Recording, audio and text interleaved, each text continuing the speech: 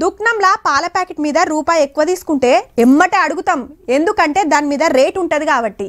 సబ్బులు, షాంపూలు, బిస్కెట్లు ఏది కొన్నా అన్నిటి మీద రేటు రాసి ఉంటుంది. అంతకంటే ఎక్కువ రేట్ వేస్తే అస్సలు ఊకోం. గా రేటు తయారు చేసిన కంపెనీలే డిసైడ్ చేస్తారు. అదే రేటుకు మనం కొనుక్కుంటాం. కానీ పంటలు పండించిన రైతుకు మాత్రం గా హక్కు రాలేదుల్లా. గందుకే ఏండ్లక మనం గవ్వే తిప్పలు. మిర్చికి రేటు పెడతలేరు, కోల్డ్ స్టోరేజ్ లో పెడతామంటే బ్లాక్ చేస్తున్నారు. వరంగల్ ఎనుమాముల మార్కెట్ల గిట్లున్నది పరిస్థితి.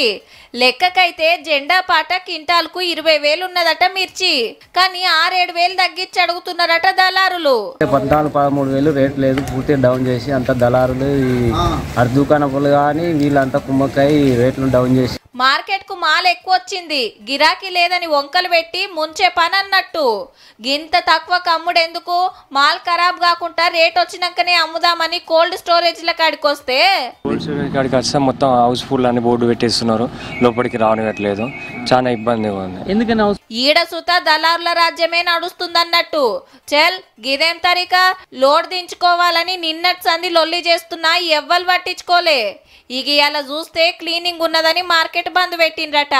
రేపు ఆయితారం, ఎల్లుండి ఓలి, 2 రోజులు సెలవే. మళ్ళా మంగళవారం మార్కెట్ తెరిస్తే గానీ కాంటాలు అయ్యేది లేనిది తెలియదు. అప్పటిదాకా మిర్చి బస్తాలు ఏడబెట్టాలనో తెలియని పరిస్థితి. ఏం చేస్తారో ఎట్లా చేస్తారో జర రైతులకు తిప్పలు కాకుండా చూడుండ్రి సార్లు.